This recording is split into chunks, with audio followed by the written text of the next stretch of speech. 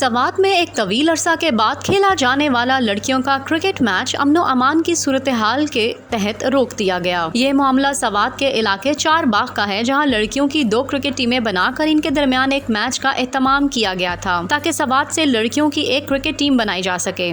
اس match کے لیے سوات کے مختلف علاقوں سے لڑکیوں کا انتخاب کیا گیا تھا۔ میچ کے منتظم ایاز نائک نے برطانوی خبررساں ادارے کو بتایا کہ وہ خود کرکٹ کھیل رہے ہیں اور اس علاقے میں لڑکیوں کو کرکٹ کھیلنے کا بہت شوق ہے اور ٹیلنٹ بھی ہے۔ سوات کی ایک اور کرکٹ ٹیم بنانے کے لیے بڑی تعداد میں لڑکیوں نے دلچسپی ظاہر کی تو ان کی سلیکشن کے لیے یہ میچ رکھا گیا تھا۔ تاہم اس میچ کے انعقاد سے قبل ہی سے رکوا دیا گیا۔ لیکن ایسا کیوں ہوا؟ اس بارے میں متضاد موقف سامنے آ رہے ہیں۔ لڑکیوں کا کہنا ہے کہ ہم تو بہت خوش تھے، ایک ہفتے سے گھروں میں پریکٹس کر رہے تھے کہ میچ کھیلنے جائیں گے، لیکن میدان میں بڑی تعداد میں پولیس اور علاقے کے دیگر لوگ جمع ہو گئے اور کہا گیا کہ یہاں لڑکیوں کا کرکٹ میچ نہیں ہو سکتا۔ لڑکیوں نے بتایا ہے کہ انہیں بہت افسوس ہوا جب تمام لوگوں نے مل کر ہمارا میچ نہیں ہونے دیا۔ ہم کرکٹ کھیلنے گئے تھے اور اس میں کچھ غلط نہیں تھا، بہت اچھا انتظام کیا گیا تھا، لیکن ہماری امیدوں پر پانی پھیر دیا گیا ہے۔ مقامی صحافی ایاز نائک نے بتایا کہ ایک روز پہلے مقامی ریڈیو پر اس میچ کا اعلان کیا گیا تھا اور پھر مقامی سوشل میڈیا کے ایک چینل پر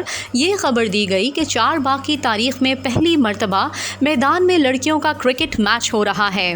اس خبر پر لوگوں کا رد عمل سامنے آیا، جس سے غلط تاثر پیدا ہو گیا۔ سوات کے ضلعی اسپورٹس آفیسر عبید اللہ نے بتایا کہ بنیادی طور پر یہ میچ نجی سطح پر اور نجی گراؤنڈ میں منعقد کیا جا رہا تھا، جس کی نہ تو مقامی انتظامیہ سے کوئی اجازت لی گئی تھی اور نہ ہی انتظامیہ اور اسپورٹس افسر کو اطلاع دی گئی تھی۔ اطلاعات کے مطابق خواتین کا اس طرح نجی سطح پر گراؤنڈ میں میچ کا انعقاد کروانا حساس مسئلہ ہو سکتا تھا، جس کی وجہ سے مقامی لوگ، جن میں ایک امام مسجد اور دیگر افراد شامل تھے، پہنچ گئے اور میچ نہیں ہو سکا۔ ایاز نائک نے بتایا یہاں لڑکیوں میں آگے بڑھنے کا جذبہ اور بے انتہا جنون ہے۔